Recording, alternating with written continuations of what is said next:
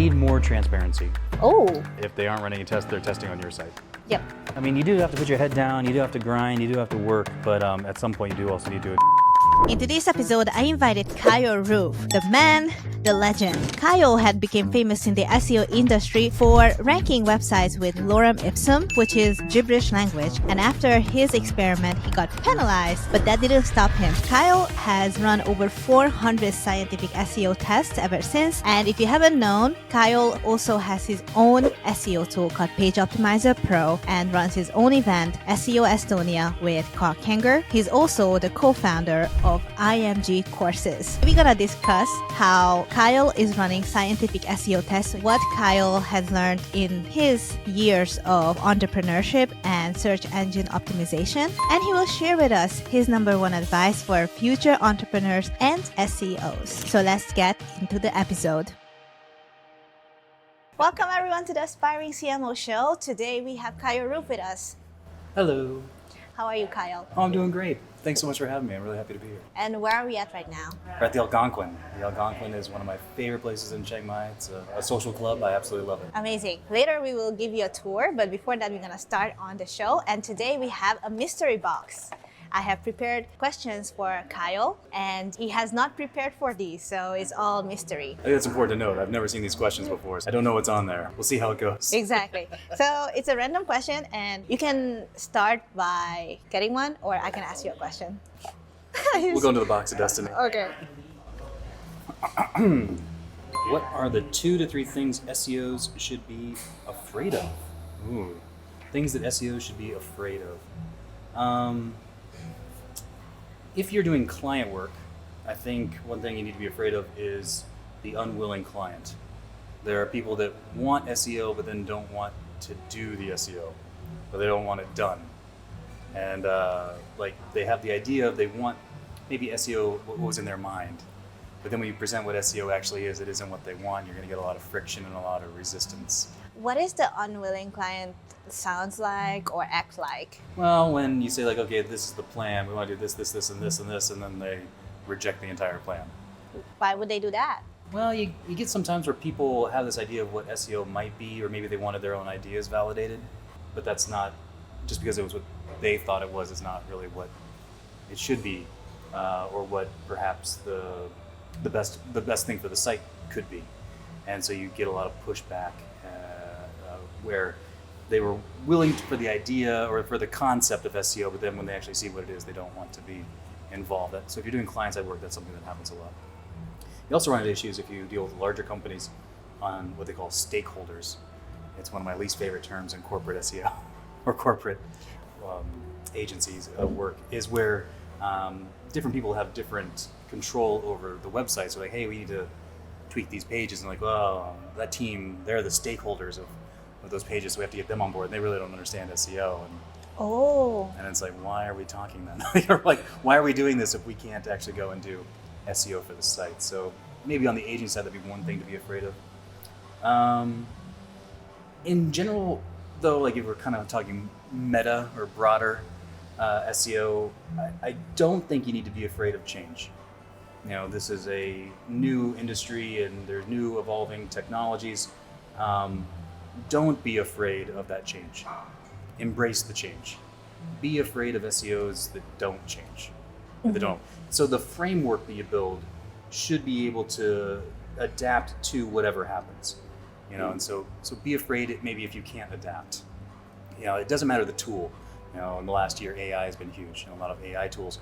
But if you understand what you're doing, understand the why of what you're doing, you can then shift. So don't be afraid of the future, so long as you can, as long as you understand the why of what we're doing, and then anything that comes along, you'll be good. Do you think the why keeps changing, or the why is the same, but is that the method to get there is changing? The what you're trying to accomplish stays the same. We're trying to get traffic. Okay. And actually, we're not even traffic, isn't it? We're trying to get impressions. We're trying to get views. You know, I think a good analogy is if you had a brick and mortar site, an actual business, and there are people walking in front. So from an SEO's perspective, the website is that business, and we're trying to get people to walk in front. Mm-hmm. We can't get them to walk inside. We can't get them to buy anything. And there are elements that help that in SEO, but really what we're trying to do is just get more foot traffic. Okay. And so if you understand that we're trying to get foot traffic for people to see the site, to have the ability to go in, then as long as you understand that that's the concept, we can always do that, regardless of what new technology comes along or how the SERPs might change or anything like that. Thank you so much for listening to this far into the episode. And if you want to meet successful online entrepreneurs and SEOs just like you, make sure you join the SEO Mastery Summit from April 7 to 11 in the center of Ho Chi Minh City. We'll have over 15 international speakers coming from all over the world and attendees joining to make connections and build their businesses to their best potential in 2024. So our first SEO Mastery Summit event sold out. So make sure you grab your tickets today because we are increasing prices at the end of every single month. So I'll hope to see you there, and let's get back to the episode. I see. So with that, the past 1 year of change, like it was a lot of turbulence and stuff, but do you see that like the why has changed at all? Like we're still trying to get that foot traffic. Okay, so like anything that you personally did with your agency or like your businesses to change in SEO, anything that you changed? With like SGE, so like the little extra things. If you remember back when featured snippets came out, the idea is like, okay, now we need to get into a featured snippet. Or first is, do we want to? And then the next is, okay, we probably do, but that's just foot traffic. And so the idea of, okay, let's figure out how we can do that. And that's work that we did.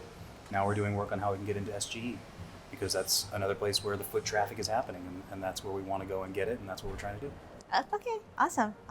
So in summary, there are two things that SEOs should be afraid of. One is the unwilling client. So do your sales process a bit better, right? Maybe. A little vetting on the front. Yes. And the second is understand the why, and it's the same, but regardless of the change, we still just want like foot if you understand traffic. what we're trying to do, you can use any tools. You can adapt to whatever happens within the industry, and you'll do well. Amazing. Yes. So next mystery question. Okay. By the way, Kyle also has to put up with my handwriting right now, so it's a double challenge. It's excellent. It's so much better than mine. What are the three things that led to your success? You have to be I think I'm a problem solver. And I have a degree in law. I have a Juris Doctorate. A lot of people talk about when that transition to law, that seems so different going from law to SEO or some form of marketing. And actually, I think it's the same level of problem solving. In law, you're here and you need this outcome, and you have to figure out how to do that. And there are steps along the way. And you have to do research, and you have to compare your situation to other situations. And then when you get into SEO, your site's here and you want to get it there. Well, there are steps along the way, and you have to do research, and you have to compare, and you have to figure, are we this situation or that situation? And so the reasoning and the problem solving you have to do, I think is very similar, and I think that's something that I'm good at.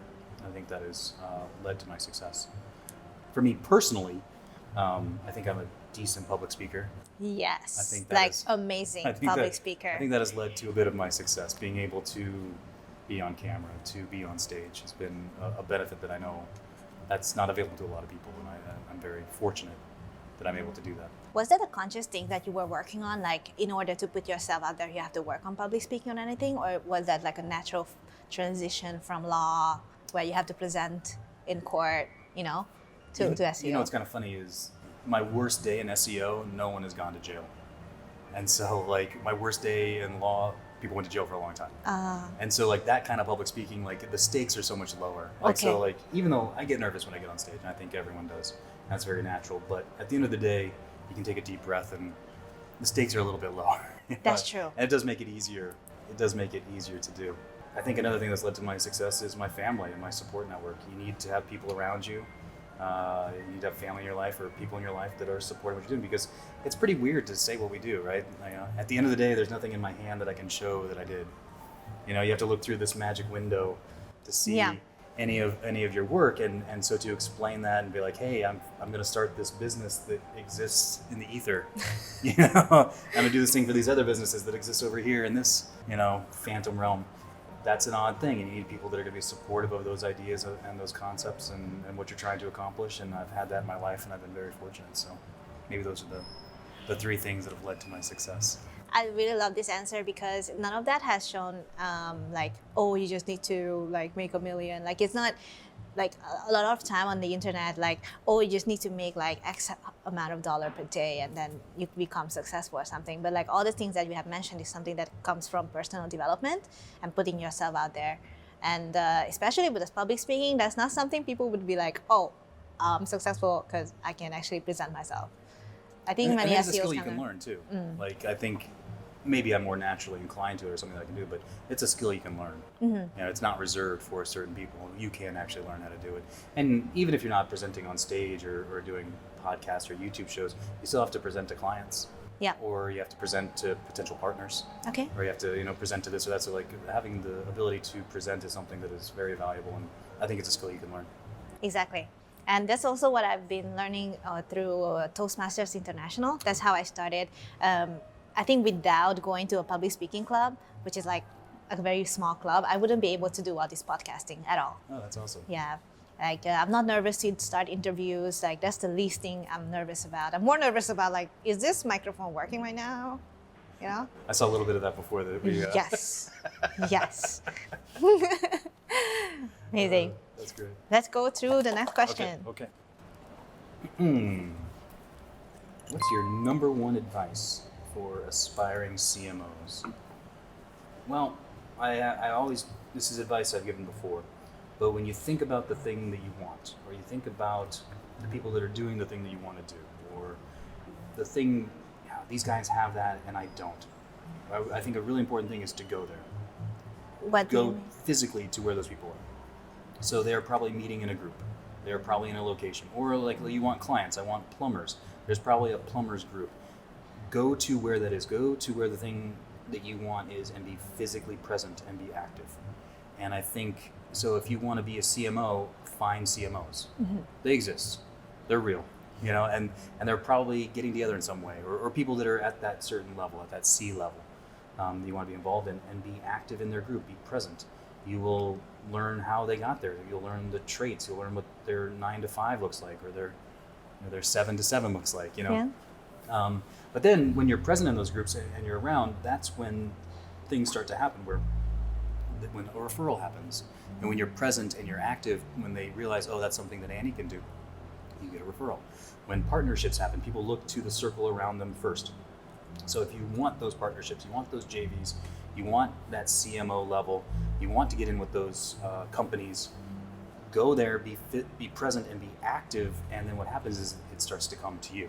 You start to pick up the traits that they're doing that are the good traits. You start to be involved in those conversations, you start to think the way that they're thinking, and then when those opportunities come along, because people always reach around, they go to the people they know first. If I hear something and I know you're a person that can do it, I'm coming to you first because I know you. Yeah. And we're around each other. That's how it works in life. And so if you want that, you have to be there. You have to be physically present. And so my advice would be, if you're aspiring to that, go to where that thing is. Or maybe it's the companies you want to be the CMO for. They exist, like the decision makers exist somewhere, and they go and do things. Be active in their circles, be present, and then that I think will give you the best opportunity. So it's like you should be very strategic about your networking as well. That's what to summarize your answer. Yeah. I don't think like networking is something that people really take seriously until it's like you really, really need it. And I think the way you have described it is like so practical as well. Like just think about a persona and just go to their group and be present. But other than that, like I think maybe also do the work and You have to be active. Yeah. But you could even be like, if a group gets together, somebody has to go get the ice. Somebody has to go get the sodas. So you don't have to be, oh, look at me, I'm amazing, I'm involved in this. You could be just contributing, in some way. And when you're contributing, then they know you're around. And then that immediately gives you access to the decision makers or the people that are higher up in the group. Yeah. Because like, oh, can anybody do this? I can do that. It doesn't take a lot. You went to the store and got the ice, but then that puts you on their radar and that gets you involved, and now you're active and now you're contributing. And then when those opportunities arrive, they're going to think of you. Because that also then they were talking to you. What are you doing? What are you trying to do? And that gives you that to get that thing that you're looking for.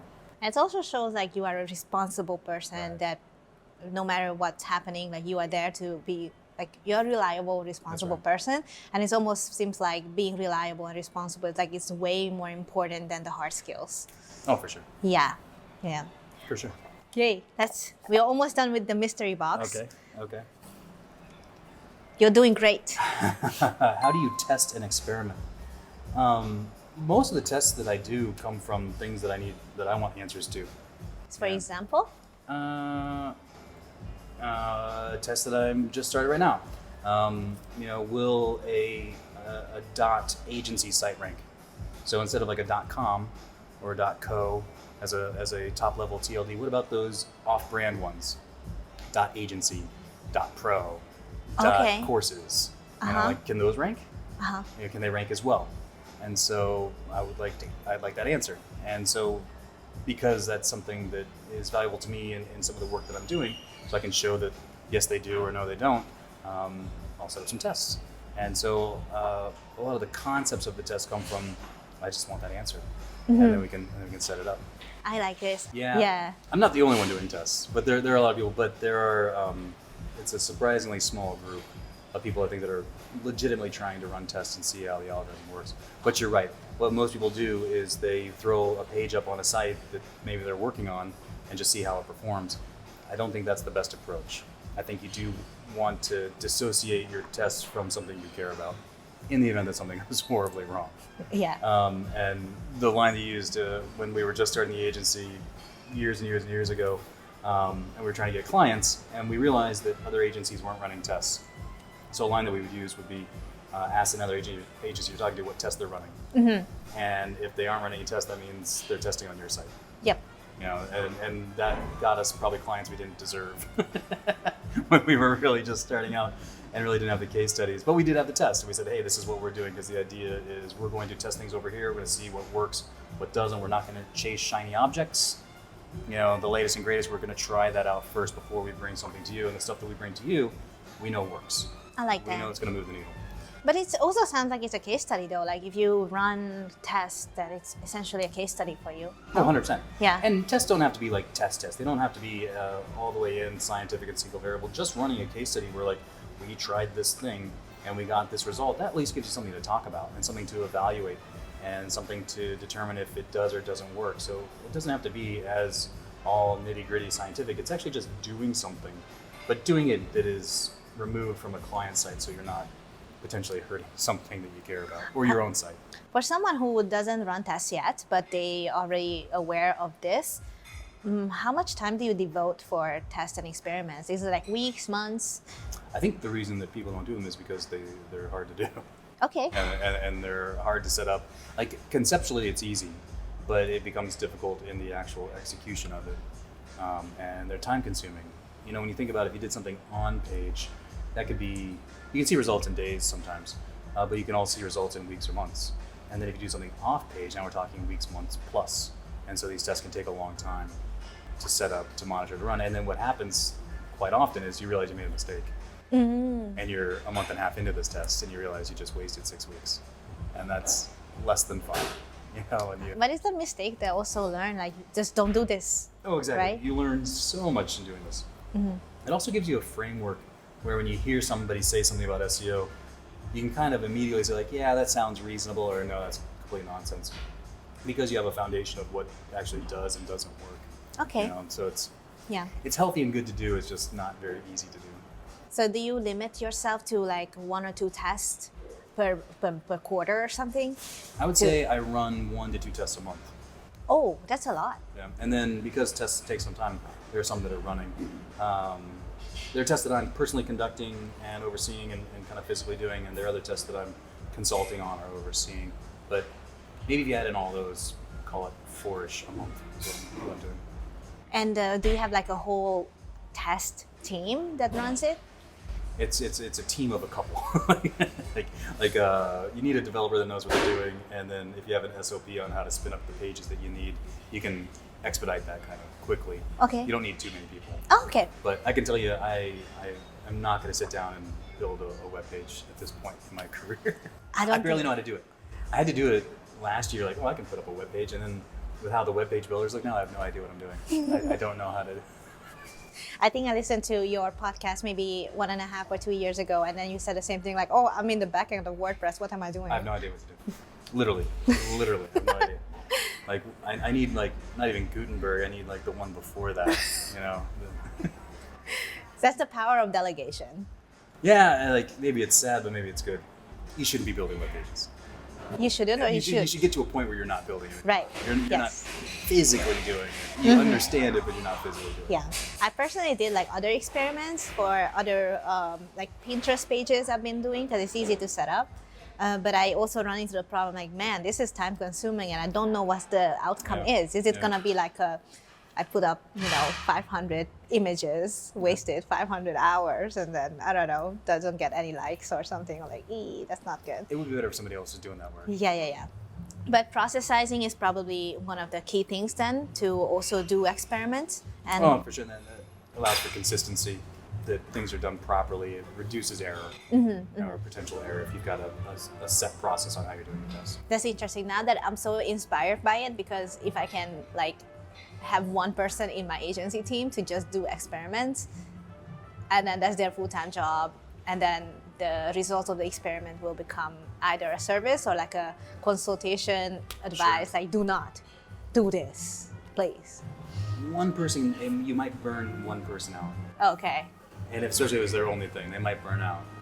I'd be careful there. Okay. Because it is a slog. It is difficult to get through sometimes. And so maybe bounce it around a little. And you actually need somebody that's a bit motivated. I've had people that were doing them that just didn't like doing it. Yeah. And then I would probably fail. Yeah. Like, I get distracted very easily. so you want to make sure that person also likes doing the thing. Yeah. Amazing. So now we have a couple of questions left. Okay. 2 more. In your experience, what are the 3 things that SEOs should do more of? We need more transparency. Oh.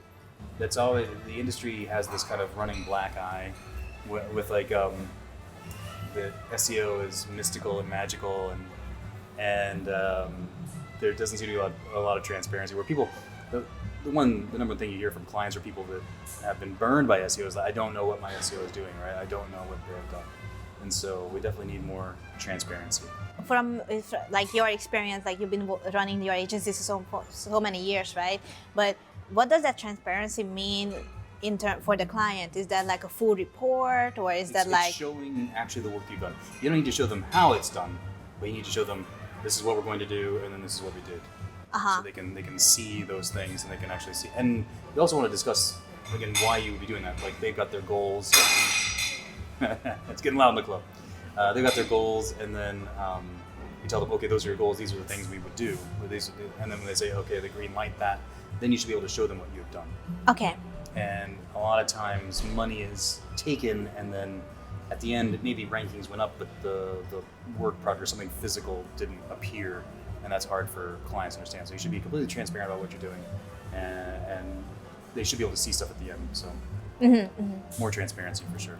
I understand. Like it's almost but do you do this like multiple times a month, or is it like a system for it as well? At the beginning of the month, we talk about what we're going to do, and then it's agreed upon. During the month, there are updates of, hey, we're doing those things we said we're going to do. And at the end of the month, we show these are the things we did. There you go. Simple. I like that. And then maybe do 1 call a month with the client where you review the things done, and then you agree on the things to be done. Yeah. I like that. Yes. I like simplicity. Yeah. Like, yeah. And what are the other things that SEO should do more of? Should SEOs do more of? I don't really know. I want to say something cool like... Use more AI. No, I was going to say more like live life better. Like a lot of SEOs, I'm sure you get this way, we get stuck inside a lot, right? We sit down a lot. There is a point to all this at the end of the day, and the point is to live a better life. You should be doing something you enjoy, and it pays you in that enjoyment, but then also leads to other enjoyment. And so maybe spend more time with the Algonquin. Yeah. Come and do things like that. I think that is an important part of life, and it's easy to miss. It's easy to miss that you should be enjoying life. You should be doing things that you want to do. Your work should be something you want to do. Yes.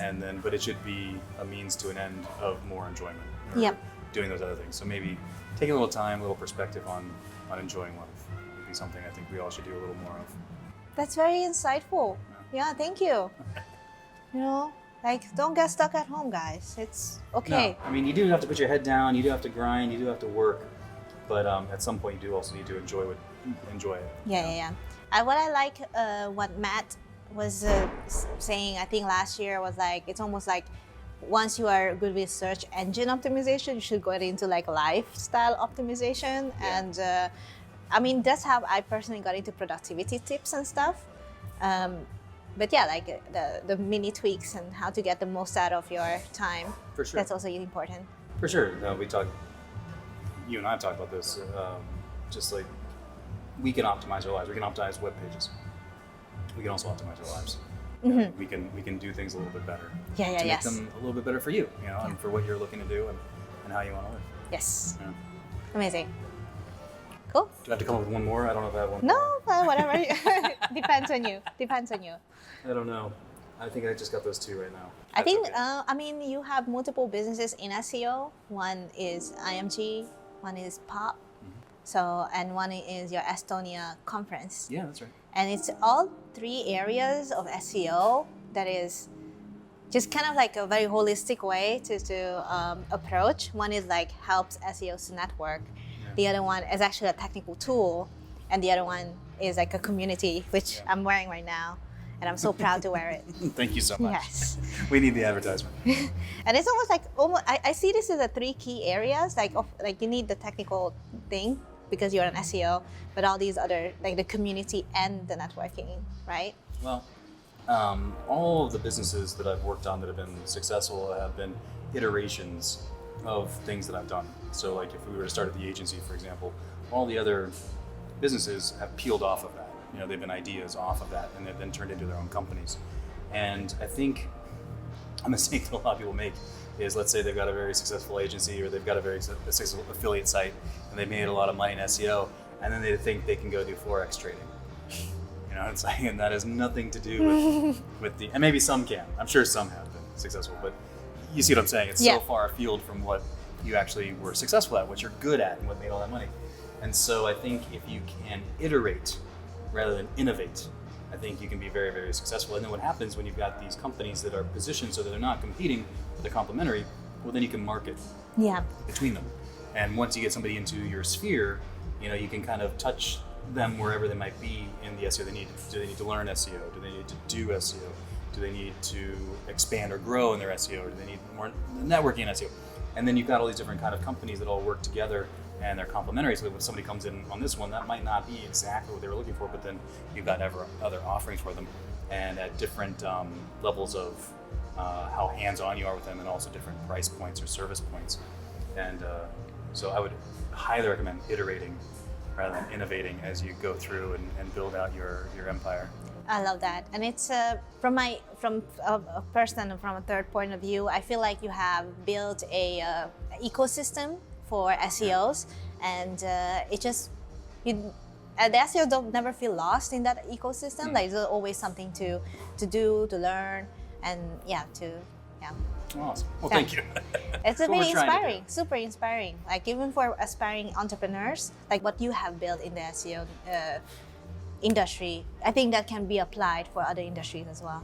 I think certainly. I can't take 1,000% credit for it. I also can't say that it was intentional. At the beginning, it was just like this was a natural thing that we were doing, and my business partner Andy was hugely part of this.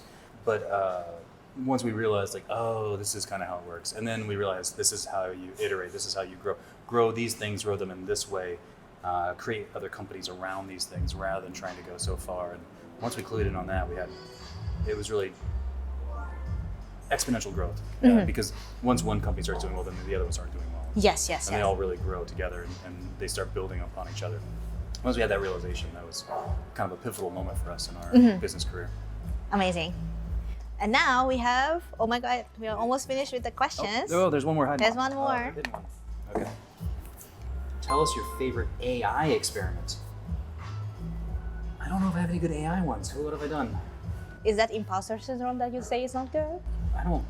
I have not tested too much with AI, so I haven't done too much with it. How do you apply maybe your on-page best practices on AI then? So that works really well. AI can't do SEO.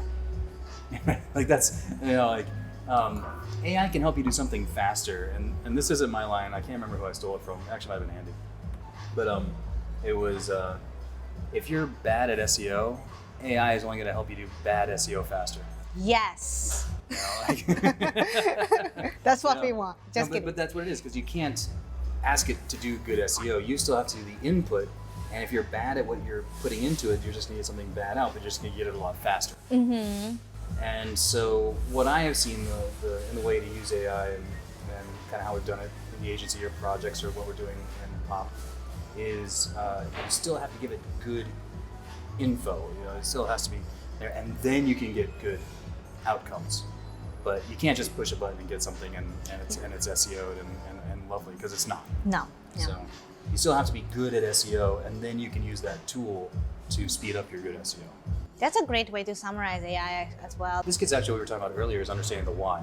Mm-hmm. If you understand the why, then you can use the tool. But if you don't understand the why or what you're trying to accomplish, what we're trying to do, you would just take that and just take it over. Yep. You know, you're like, well, the AI did this, so. Yeah. But it's not the AI, it's using the AI as a means to an end, but you have to understand what you're trying to accomplish. Yes. If you don't have that understanding, then you're not going to do well. It doesn't matter how fancy the AI is. Yes. All right, so let's go to the last one. Okay. This is the last question, guys. And thank you so much for staying this far into the video. What are you most proud of as an SEO and business owner? I am super proud of that none of the businesses existed, you know, like before they were ready. Really just building something from nothing. You know, like these businesses didn't exist. And then myself and my business partner, Andy, and we put so much work on it that it was really from the ground up. You know, and then turning it into something that now somebody like you wants to talk to me about. Like I'm very proud of that from absolute nothing to where we're at today. But it is hard to see that in the moment. I still see deficiencies. I still think how I can do things better. I was talking with my wife Kim just yesterday, and I was talking about how you kind of have these like levels where you're like, I think I'm legitimate. I think I'm legitimate. I think I'm legitimate. And the truth of the matter is you were legitimate way before that. But when you're in that moment, it's really hard to see. You know, you have to see it looking back. So, yeah, I'm really proud of what we've been able to grow. But you can only kind of see it in reverse, and it's hard to see it in the moment. Yeah. You know, but then you kind of see these levels of growth or levels of stepping up, and that's a lot of fun. It is.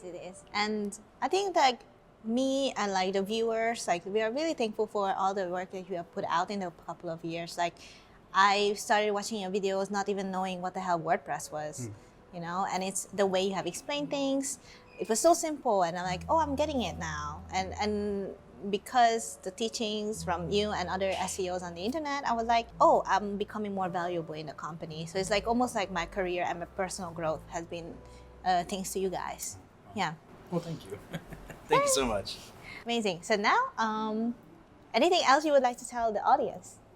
Oh, I don't know. Are we going to do a tour of the club? Is that the plan? All right, let's go a tour.